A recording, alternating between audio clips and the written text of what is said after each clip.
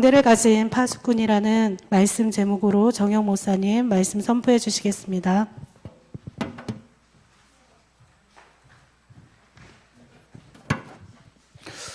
네, 하나님이 제사를 하라고 했는데 제사를 왜 기뻐하지 않으시겠어요? 제사를 온전히 드리면 그 제사가 기쁜 것이죠. 그죠? 오늘 우리 예배를 하나님께서 받으시죠, 당연히. 예배, 우리가 수요일 날 이렇게 예배 나오는 거를 기뻐하지 않으시겠어요? 근데 온전한 예배를 원하시죠. 우리가 예배를 하는데 상하고 통해하는 심령, 여기 상한 심령, 상한 심령이라고 했잖아요. 이 상한 심령이 뭘까요? 상한 심령, 막 감정적으로 마음이 막 아픈 걸까요? 이렇게 막 나 자신에 대해서 막 너무 막 실망스러운 그런 마음일까요? 뭘까요? 이 상한 심령이? 그 상한 심령은 우리 주일 예배 말씀에 따르면 섬김을 받아야 되는 그 이유를 아는 마음도 상한 심령이고, 내 행위로는 안 되고 오직 그리스도로만 성삼위 하나님의 임재 가운데 들어갈 수 있다는 그 믿음이기도 하고, 십자가 부활 그 사건으로 구원받은 그 은혜를 너무나 놓치기 싫어서 그 은혜를 헛되이 여기지 않는 마음이기도 하고, 살아계신 하나님과 더 친밀해지고 싶은 내 마음의 간절한 소망이기도 하고, 작은 죄 때문에 하나님과 불통되기 너무 쉬운 내 삶의 그런 조각들이 보여져서 하나님을 더 깊이 느끼고 싶은 마음이기도 하고, 상한 심령이 그런 겁니다. 아멘이십니까? 하나님을 깊이 알고 싶은, 그게 하나님의 나라를 소원하는 마음이거든요. 하나님의 나라를 내가 너무 소원하는 거예요. 어두움 속으로 가기 싫은 마음이에요. 하나님의 말씀을 떠났더니 마음이 너무 아픈 거예요.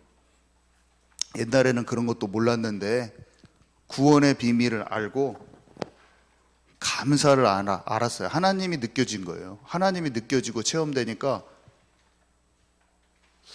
별것 아닌 옛날의 구습, 옛 습관 가운데 갔더니 갑자기 하나님이 너무 멀어진 것 같은 느낌이 드는 거야. 무화과 나무 뒤에 숨어서 하나님의 낯을 피하는 그런 영적 상태로 어느 순간 내가 분명히 구원의 감사 때문에 눈물이 줄줄줄 흐르고 도저히 어쩔 수 없는 나를 하나님께서 구원했던 그 감사와 감격이 어느새 무뎌져 버린 나를 너무나 이제는 잘 아는 거예요. 날마다 어떻게 구원받은 갓난 아이가, 기저귀 찬 아이가 한 번에 성숙한 청년처럼 걸을 수 있겠습니까? 그날의 족한 은혜가 항상 필요한 법입니다. 그래서 주님께서는 우리가 예수 믿고 구원받았지만 실족하고 넘어져도 다시 일으켜 세워주시는 분인 것을 믿으시기 바랍니다. 우리는 영적으로 넘어져 있는 걸 두려워하지 마세요. 그런 나에게 너무 자책도 하지 마시고, 어떤 부분은 최선을 다해도 안 되는 게 있어요. 갓난 아이가 최선을 다해서 엄마를 사랑해서 가는데도 넘어집니다. 그것을 보고 탓할 부모가 없는 거예요. 그러니까 예수님이 말씀하셨어요. 내가 네 발을 계속 씻어줄 거야. 네 발을, 너는 나를 계속 발 씻어달라고 해, 베드로야. 용서를 받아본 사람이 용서를 할 수 있는 법입니다. 용서를 많이 안 받아봤는데 내 의지적으로 나를 지키면 나도 피곤하고 상대도 피곤하게 만들어요. 내가 이만큼 잘 지키고 있는데 너 왜 이렇게 안 지키냐, 이렇게 나오고, 너무나 치유가 더딘데 용서를 찾고 받는 비밀을 아는 사람은 다른 사람도 더 잘 기다려줘요. 내 자신에 대해서 더 무너지지도 않고 절대로 한 번에 잘 걸어지지 않습니다.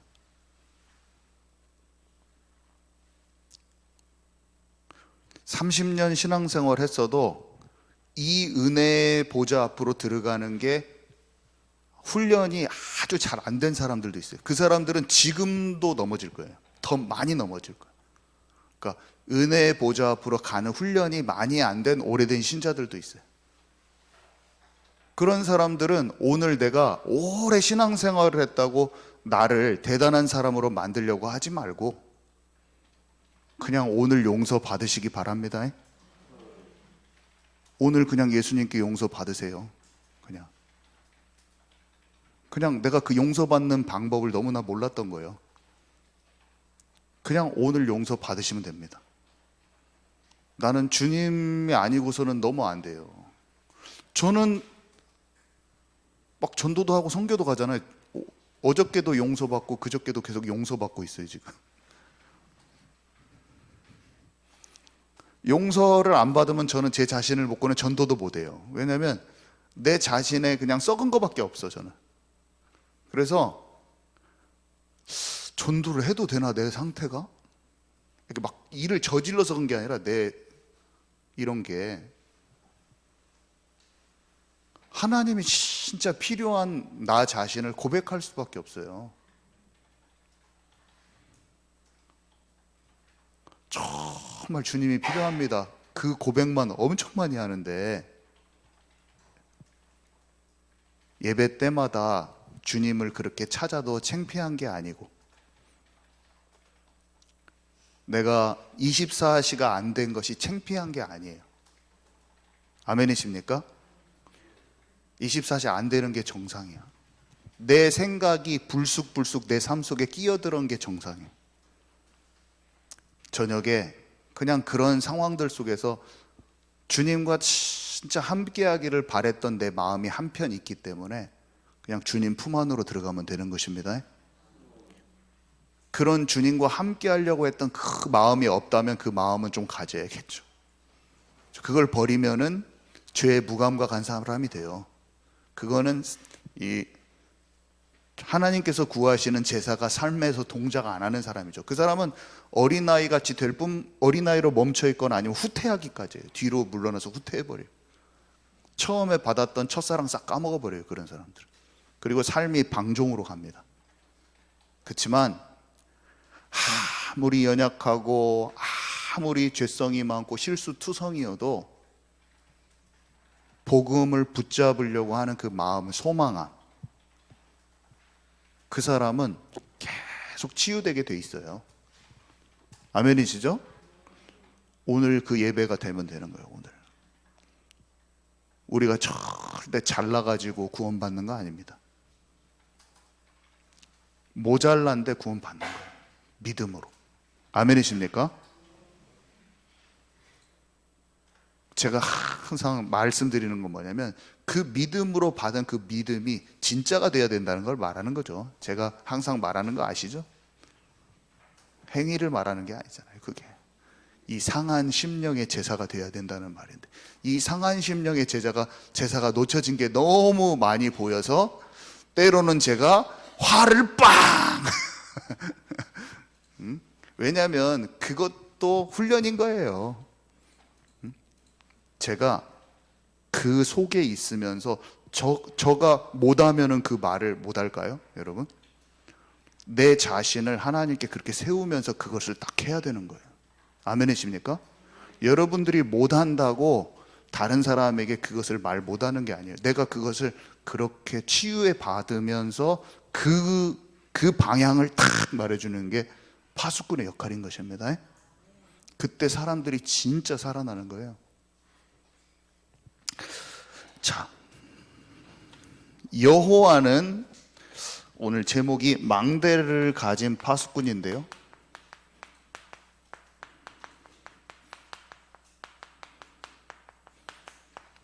첫 번째로 여호와 하나님이 나의 파수꾼이에요. 내가 파수꾼이 되기 전에 주님이 나의 파수꾼이 되어주세요. 여호와의 이름이 망대고 여호와가 망대이자 파수꾼이세요. 종일종야 쉬지 않고 나를 위해서 기도해 주시는 분은 내가 사람들 위해서 기도하는 게 아니라 하나님이 나를 위해서 기도해 주셔요. 자, 우리 한번 읽읍시다. 잠언 18장 10절 읽습니다. 시작.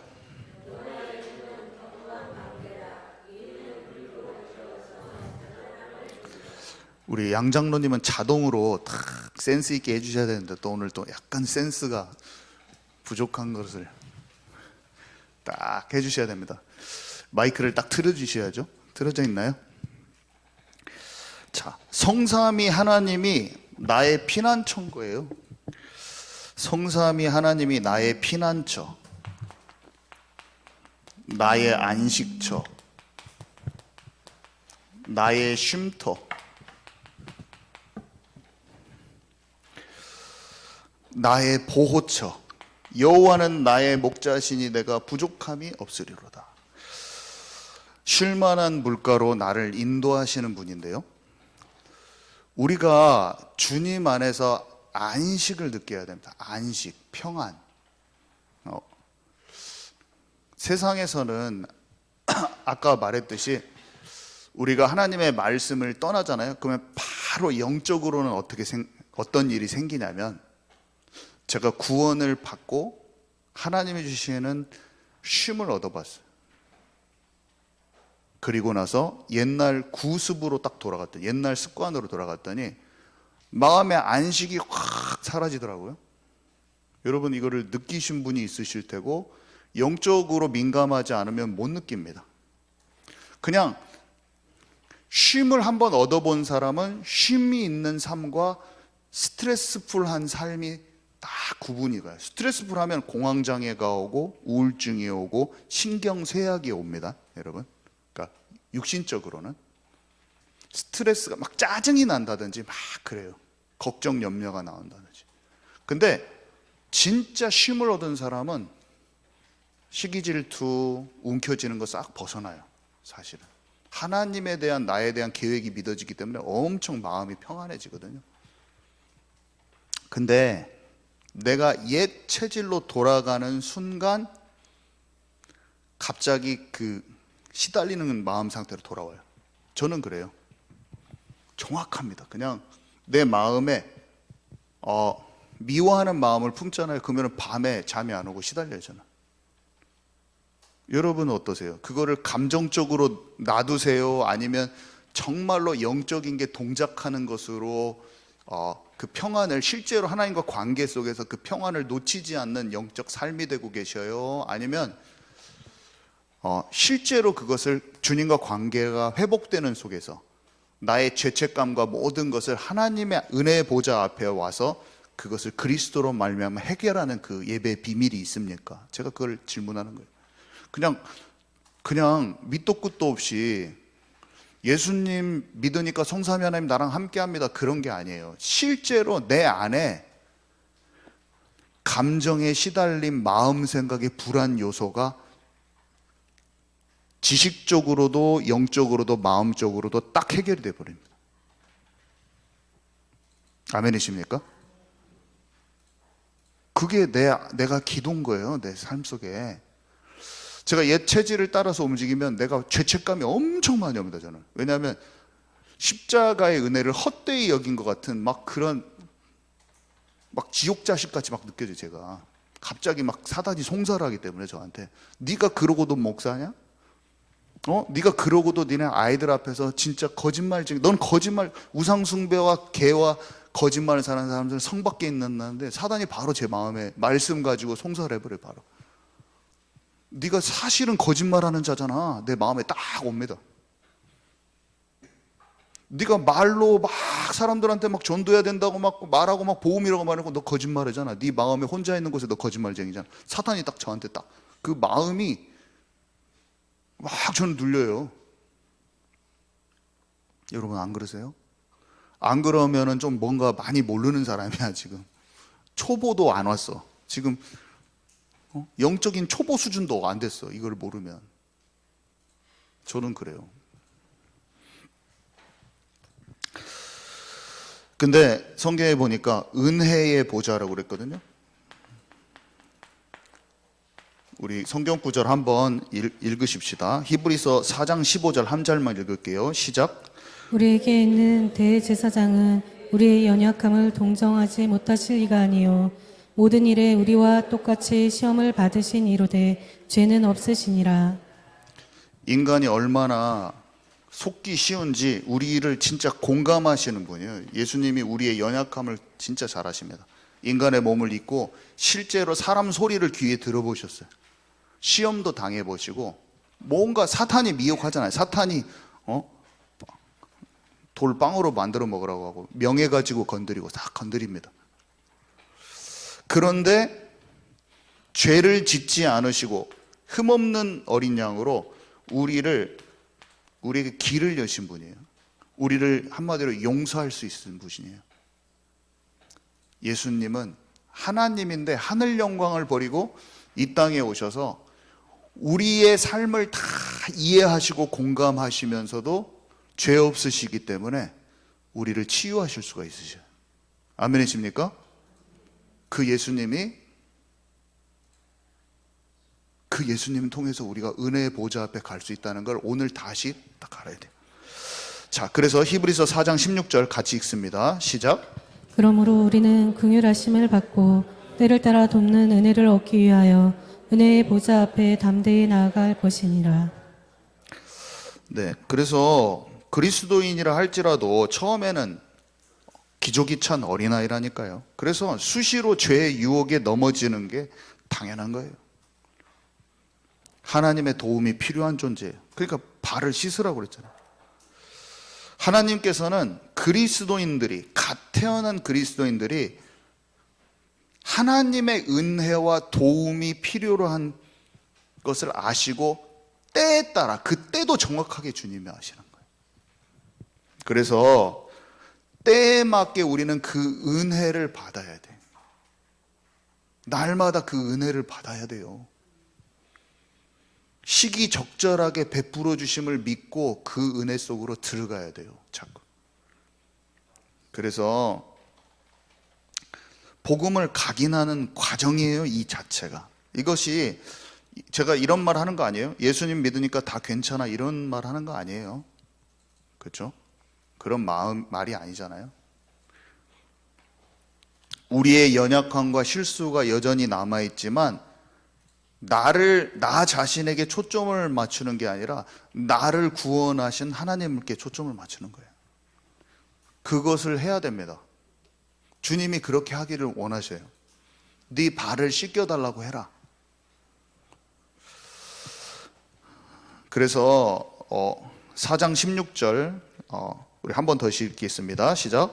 그러므로 우리는 긍휼하심을 받아 때를 따라 돕는 은혜를 얻기 위하여 은혜의 보좌 앞에 담대히 나아갈 것이니라. 담대히 나아가지가 못하게 죄책감이 든다는 거예요. 담대히 나아가라고 그랬어요. 담대히. 여러분 담대히 나아가시기 바랍니다. 내 마음이 쪼그라든다니까요.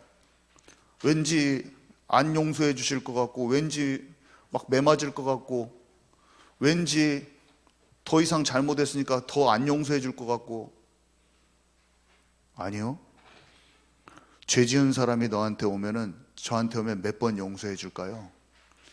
그 중심만 바르다면 아기가 몇만 번 넘어진다더라.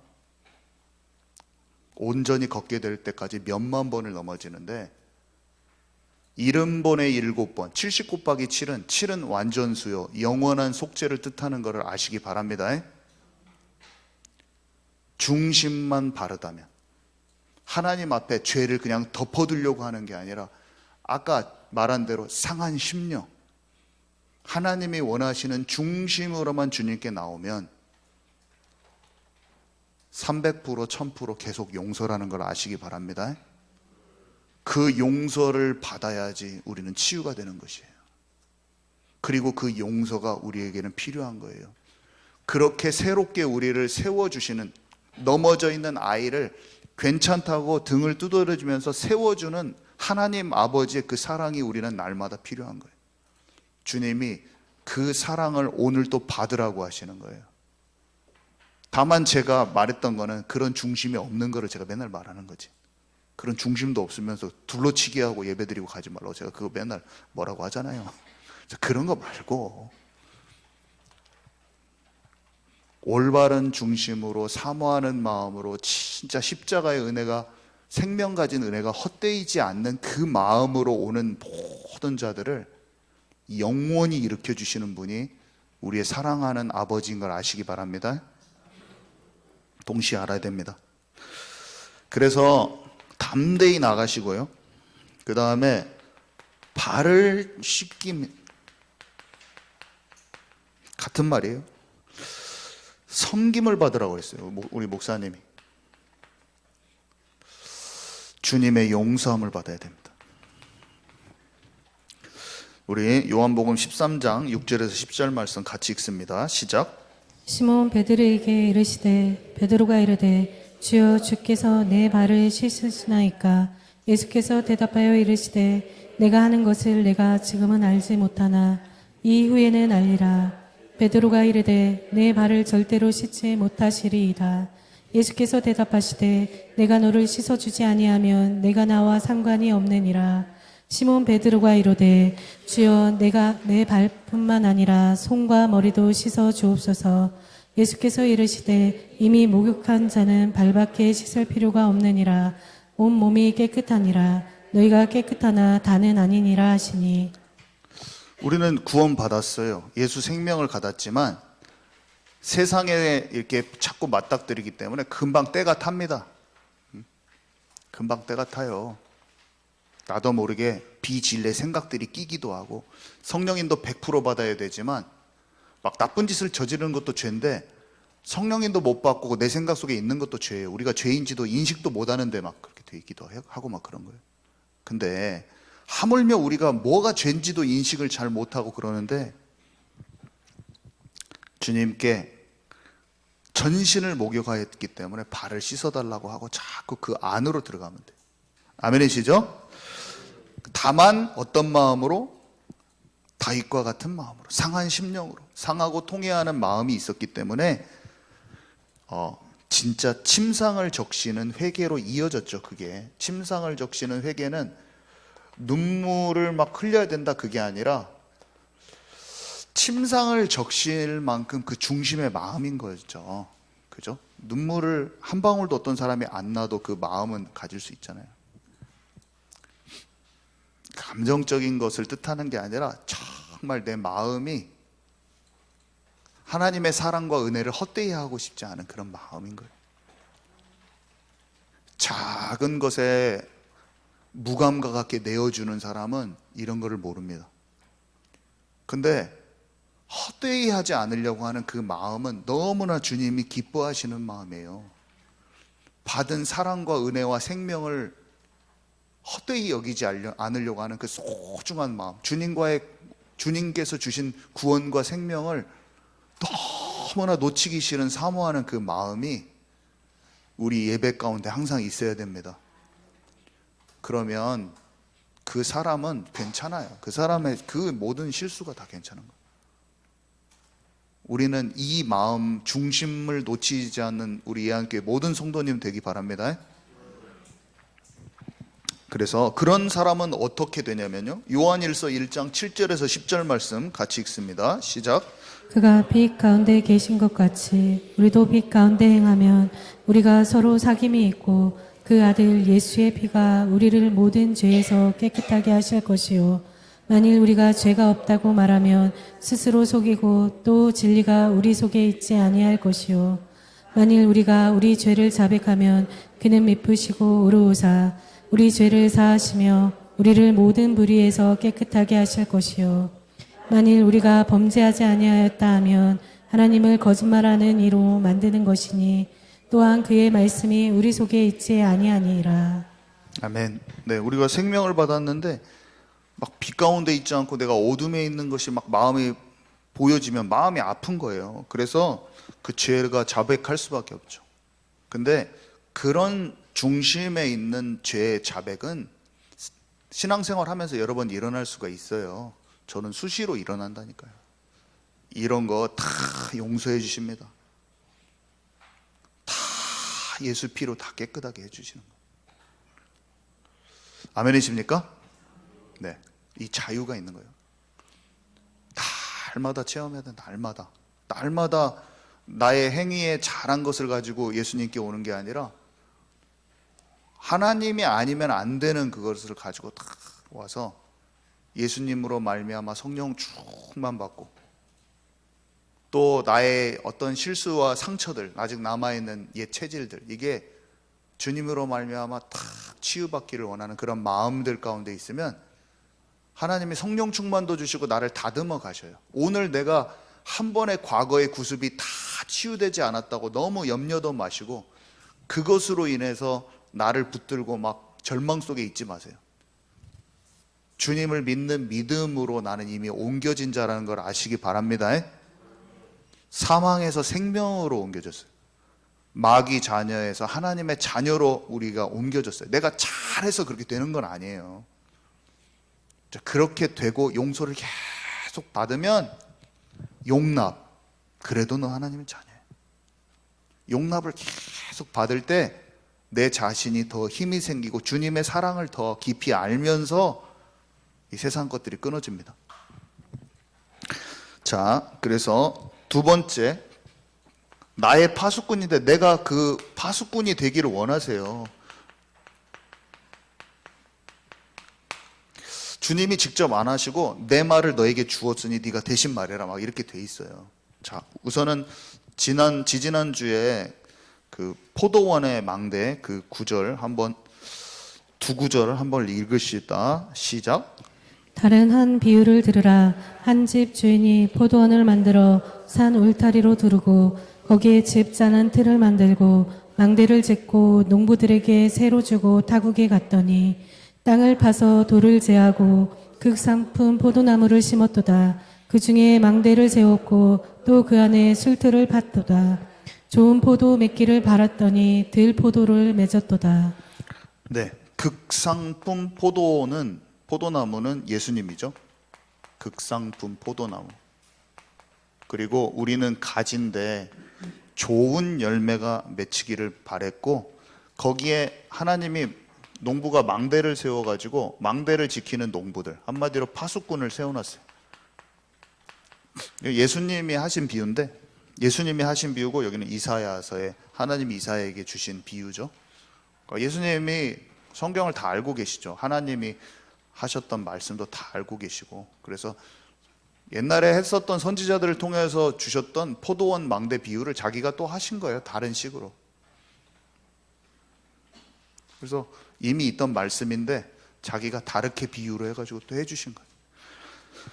자, 예레미야에게도 주셨어요. 여기 보면은 두 번째하고 세 번째는 예레미야에게도 파수꾼 비유를 주시고 에스겔에게도 파수꾼 비유를 주셨거든요. 하나님이 직접 뭐라고 예레미야 선지자에게 말했는지 우리 예레미야 6장 한번 같이 읽도록 하겠습니다. 시작. 내가 또 너희 위에 파수꾼을 세웠으니 나팔 소리를 들으라 하나 그들의 대답이 우리는 듣지 않겠노라 하였도다. 그러므로 너희 나라들아 들으라. 무리들아 그들이 당할 일을 알라. 땅이여 들으라. 내가 이 백성에게 재앙을 내리리니 이것이 그들의 생각의 결과라. 그들이 내 말을 듣지 아니하며 내 율법을 거절하였음이니라. 네, 남유다에 대한 심판이 확정되었는 것을 지금 예레미야 선지자가 하나님께서 그렇게 말씀하셨다고 하면서 말하면서 파수꾼에 대한 비유를 해주는 겁니다. 그런데 한마디로 내용은 뭐냐면 열방의 하나님과 진정한 관계 속에 있음을 보여야 할 마땅한 이스라엘 이 제사장 나라가 오히려 배도의 길을 걷고 있다. 그래서 이방 사람들이 보는 그 앞에서 지켜보는 그 가운데서 너희들이 이 파수꾼의 역할을 놓쳤기 때문에 그 이방 사람들이 보이는 앞에서 심판과 수치를 당할 것이다. 그 내용이에요, 지금. 그 말씀인데요. 그래서 파수꾼을 세웠는데 니네가 파수꾼의 역할을 안 했어, 이 말이에요. 자, 세 번째, 에스겔서 3장에는 에스겔에게는 뭐라고 말씀해 주셨는지 한번 읽읍시다. 시작. 인자야 내가 너를 이스라엘 족속의 파수꾼으로 세웠으니 너는 내 입의 말을 듣고 나를 대신하여 그들을 깨우치라.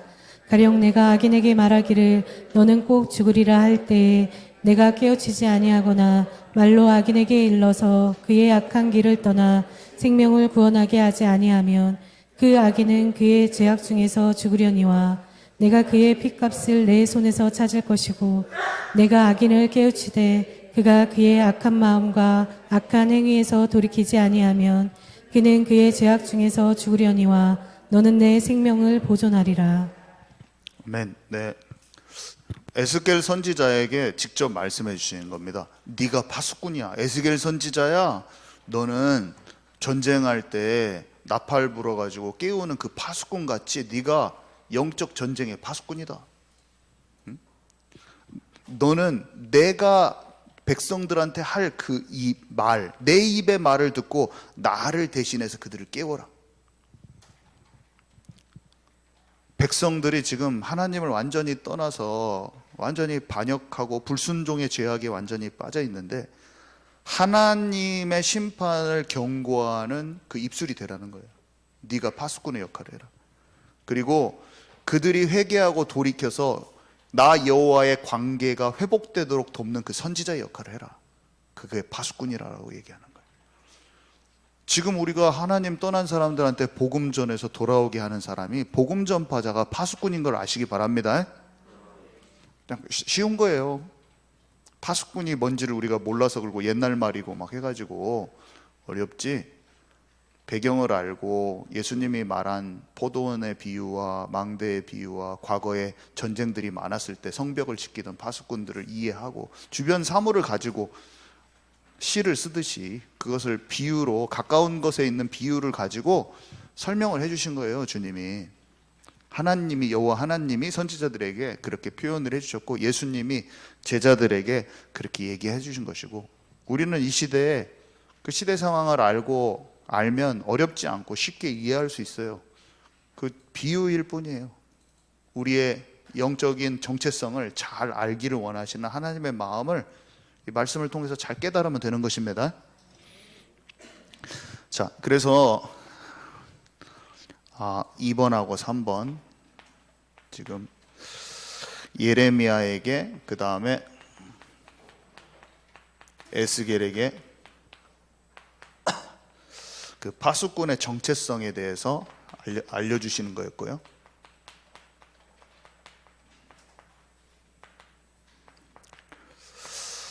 네, 그리고 세 번째, 그래서 이 시대에 파수꾼의 역할이 있죠.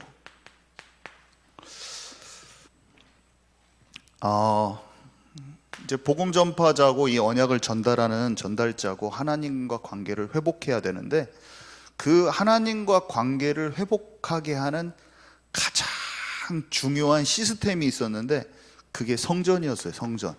우리가 한동안 성전의 얘기를 계속 했잖아요. 근데 성전의 얘기를 계속 했던 이유가 뭐냐면 그 성전을 통해서 너희가 내 안에 내가 너희 안에 성전된 자기 육체를 가르쳐 하신 말씀이라. 결국 성전을 통해서 하실 것은 뭐였냐면 창세기 3장 여자의 후손의 언약이 피제사로 인해서 피 뿌리고 언약궤 위에 언약궤에 있는 하나님의 임재 가운데로 들어가는 거였잖아요. 지성소 안에 들어가는 거. 그게 성막과 성전으로. 근데 내가 그 성전이야. 사실은 자기 육체를 가르쳐 하신 말씀이라. 내가 너를 성전 삼고 내 안에 들어가겠다.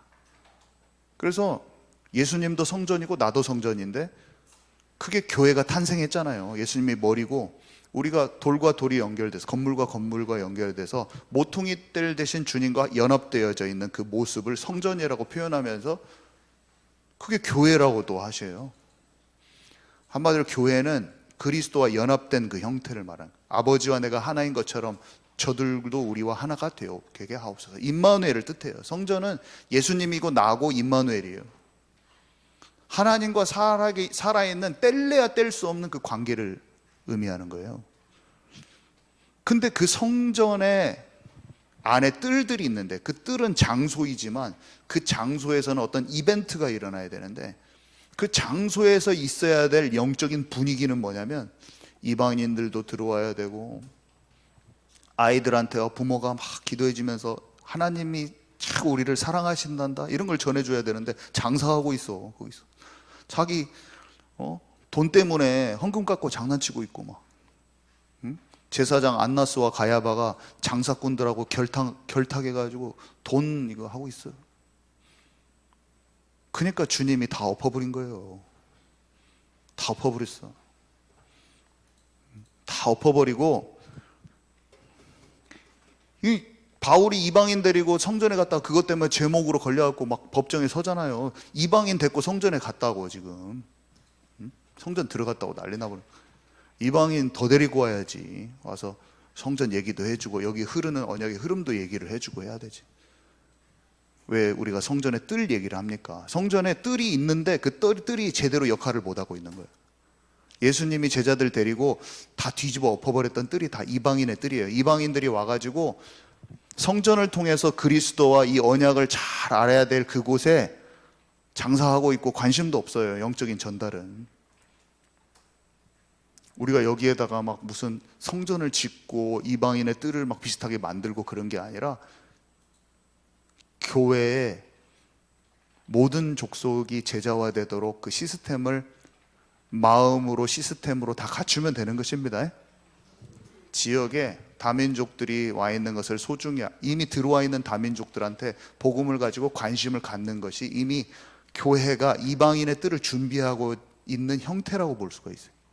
우리가 시스템은 그 다음이에요. 시스템은 결과물로 나오는 것이고 우리의 마음이 더 중요한 것이에요. 아멘이십니까? 우리가 이방인의 뜰을 막 무슨 시스템을 세우려고 할 필요 없어요. 마음이 중요해요. 기도가 모아지는 게 더 중요하고 선교를 가고자 하는 그 마음이 한 마음으로 모아지는 게 중요하지 어떤 것을 막 만들고 있을 필요가 없어요. 그냥 사람들의 마음이 감사하면서 기뻐하면서 소중한 것을 알고 그런 소중한 마음들이 서로 모아지면 끝이에요.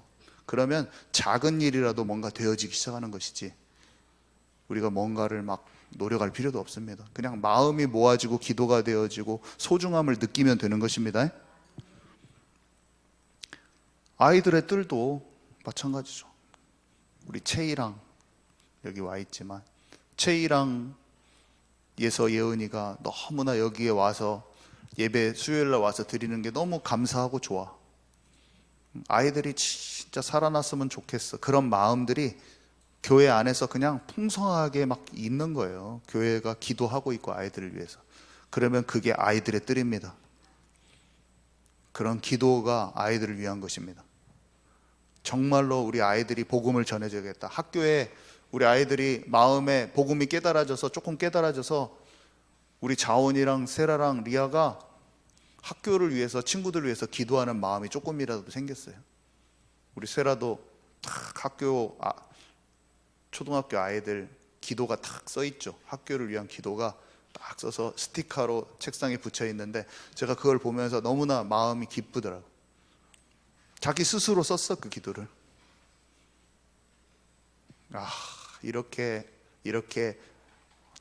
저의 자녀가 하나님 학교 현장을 놓고 기도할 수 있는 그 말을 적을 수 있어서 저는 최고 감사합니다. 그냥 너무 감사해요. 그런 걸 보면 그런 마음들이 우리가 만드는 거고 또 아이들이 만드는 아이들의 뜰인 것입니다. 기도의 뜰, 치유의 뜰은 뭘까요? 아까 말한 그 상한 심령이라고도 볼 수 있어요.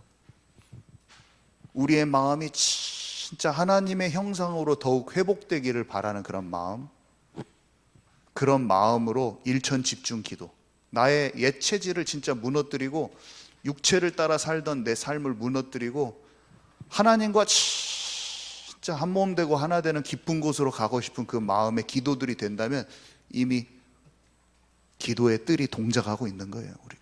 우리 교회는 안 되고 있지 않아요. 제가 보면 잘 되고 있습니다.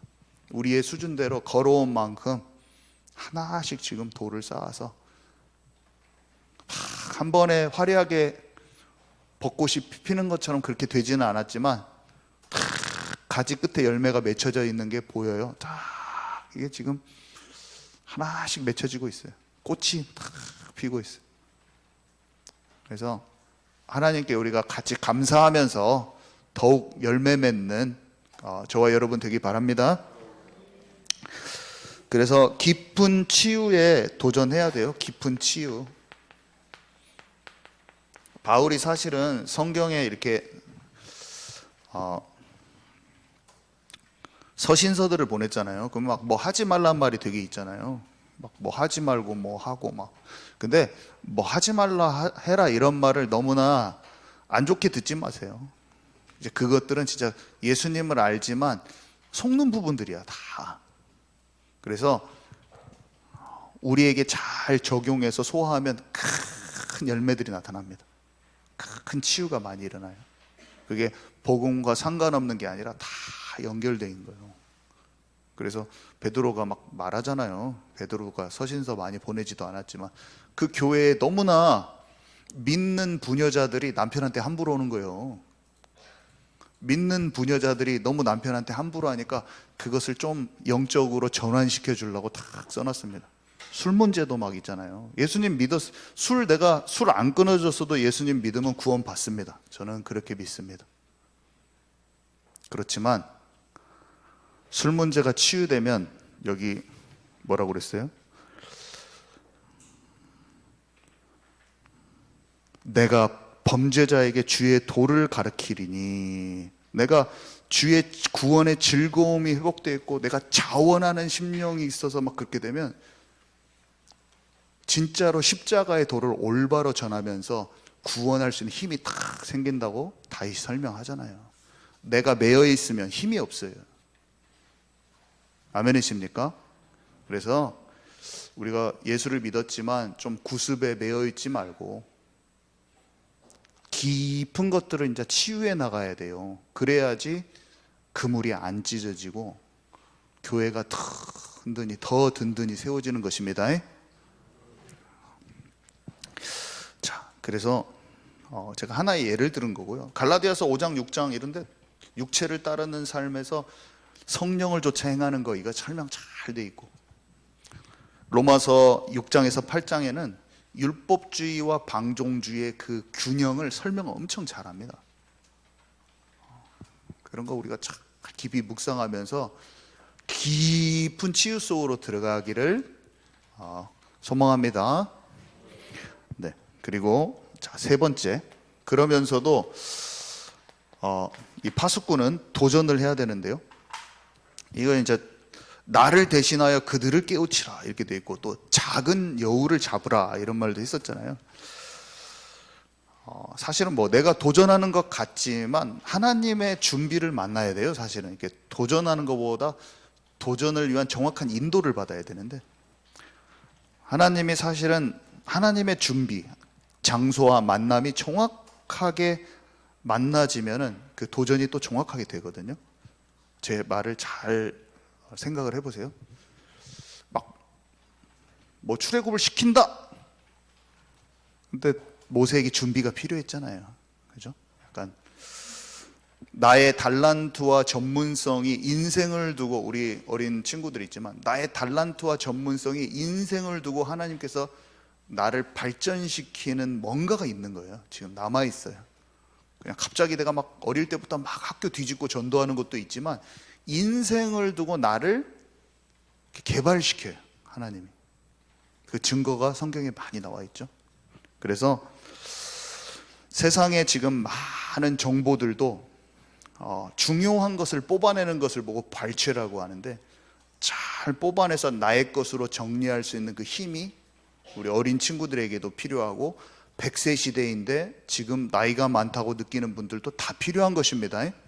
그래서 제가 게으르지 말고 하자고 여러 번 말씀드렸었는데, 하나님이 모세를 왕궁에서 그냥 공부시킨 게 아니었잖아요. 그죠? 광야의 지도자로 쓰기 위해서 충분히 훈련시켰어요. 요셉을 보디발 장군 집에서 언어, 경제, 문화, 정치 공부를 시키셨어요. 하나님이 다윗을 왕 앞으로 보내고 또 쫓기게도 하시면서 리더십과 군사력과 싸우는 법을 배우게 하셨어요. 그냥 갑자기 뭔가를 팍 이루는 게 아니고, 하나님은 그런 과정을 다, 여정을 소중하게 여기시면서 우리를 어떤 데 집어넣으셔서 훈련시키고 단련시켜서 나를 나되게 만들어, 나를 본래 하나님께서 만드시고자 한 대로 탁 다듬으셔서 만들어 놓고 그 다음에 미션을 주셔서 딱 시작을 하시더라고요. 그래서 훈련받을 때는 기쁨으로 또 훈련도 받아야 되고, 내가 한꺼번에 뭐를 하려고, 하나님의, 그래서 그날 그때 그 장소, 하나님의 때에 정확히 하나님의 하실 일을 알고 오늘 그것을 질문하면서 기다릴 때 기다리고 도전할 때 도전하는 힘, 이걸 우리가 계속 지금 듣고 있잖아요. 이게 하나님의 지혜인 것입니다. 지금 별것 아닌 것 같은데 정말 하나님의 큰 지혜를 제가 말씀드린 거예요. 기도 속에서 내 자신을 몰아세우지도 말고 자녀들도 몰아세우지 말고 말씀 가운데서 자기의 정체성과 인생을 발견할 수 있도록 기도하고 딱 도와줘야 돼요. 아멘이십니까? 그때 하나님의 때에 정확한 것을 발견할 수 있다. 그게 저도 믿어지는 거죠. 이게 믿어집니다. 그때 나의 삶에 정확히 적용되면서 세계화되고 이렇게 열방에 적용이 되는 거죠. 네, 오늘 결론인데요. 우리 장로님 준비하셔도 됩니다. 네. 주님이 나의 파수꾼이고 그래서 나는 주님께 용서하시는 주님께 나가야 됩니다. 날마다 치유받고 용서받고 내 발 씻어주세요 주님. 담대히 나가라고 했어요. 십자가의 은혜를 헛되게 하는 것을 버리는 그 중심만 있으면 된다고 그랬어요. 그러면 다 치유됩니다. 자, 그리고 그러면 하나님이 내 안에 영적인 힘을 주시면서 분별도 되게 하시면서 하나님의 선하시고 온전한 뜻이 막 분별되어져요. 점점. 그러면서 파수꾼의 일도 더 제대로 할 수 있는 거예요. 그래서 그리고 도전이라고 또 말했는데 우리에게는 하나님의 비전이 있어요. 반드시 약속의 땅이 개인에게도 있고 교회에도 있는 걸 아시기 바랍니다. 어떤 목사님이 하나님께 기도 중에서 질문을 했대요. 왜냐하면 복음을 전했더니 너무나 핍박을 많이 받았대 이분이. 그래서 주님, 사람들이 저를 너무 핍박해요, 너무 힘들게 해요. 그랬더니 마음에 갑자기 기도를 쭉 하고 있는데 네 머리가 소반에 담기기를 두려워한다면 어찌 네가 광야에 외치는 소리가 되겠느냐. 갑자기 마음에 너무나 깜짝 놀랐다고 하시면서 그 간증을 한 걸 내가 언제 옛날에 들은 적이 있는데, 그러면서 다시 한번 복음을 사람 눈치 보지 않고 내 생각 수준에서 하지 않고 전해야겠다는 그 마음을 확 가졌다고 하는 그 얘기를 하시더라고요. 우리가 사람을 기쁘게 할 것입니까? 하나님을 기쁘게 할 것입니까? 많은 사람들이 약속의 땅을 놓고 그 앞에서 열 정탐꾼까지 못 간다고 하고 내 생각대로 하기가 너무 쉬운데, 우리는 저와 여러분 여호수아 갈렙 같은 응답을 꼭 받기 바랍니다. 네, 우리 장로님 나오셔서 함께 기도하도록 하겠습니다.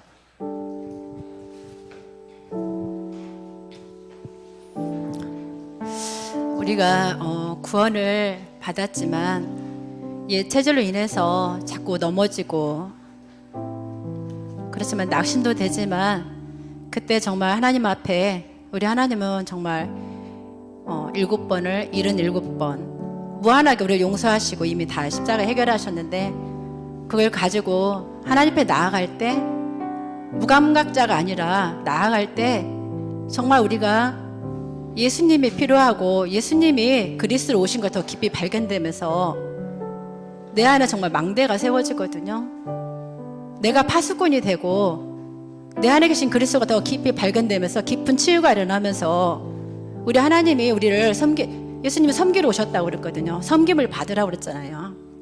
깊은 치유, 우리가 도저히 해결할 수 없는 거 하나님이 해결하셨거든요. 그분을 풍성하게 누리는 자, 용서받은 자가 또 용서하고 치유받은 자가 치유할 수 있거든요.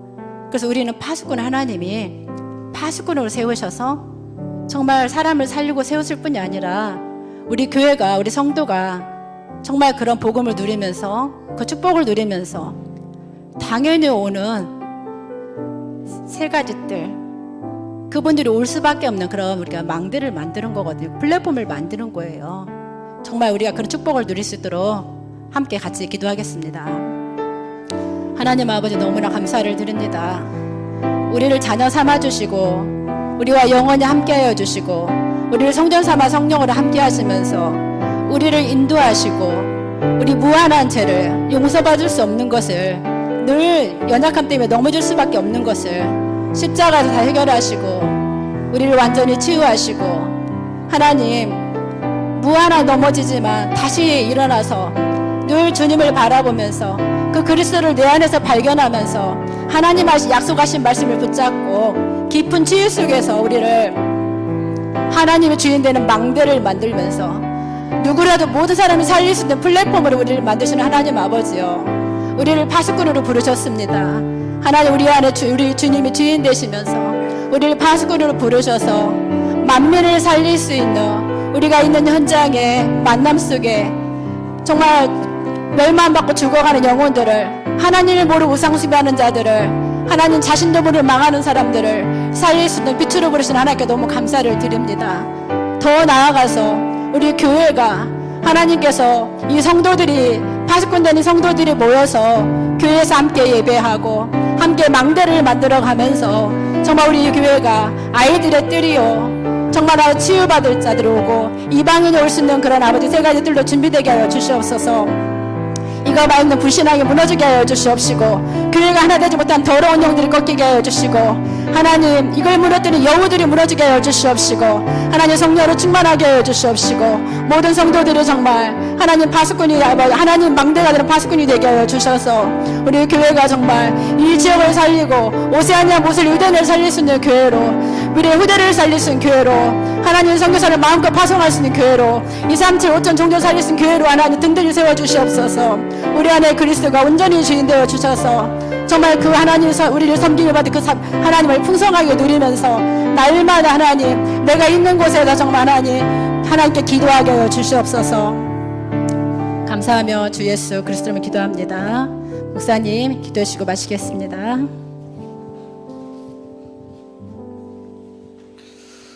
지금은 우리 구주 예수 그리스도의 은혜와 아버지 하나님의 크신 사랑하심과 성령님께서 우리 안에 계셔서 날마다 승리케 하시는 그 역사가, 내가 파수꾼이기 이전에 주님이 나의 망대시오 파수꾼 되심을 기억하고 내 수준과 방법이 아닌 하나님의 마음 100%를 그대로 알고 보고 전달하는, 사람과 환경을 두려워하지 않고 살아있는 파수꾼 되기를 소망하는 이 자리에 있는 모든 이들에게 지금으로부터 영원토록 항상 함께 있을지어다. 아멘.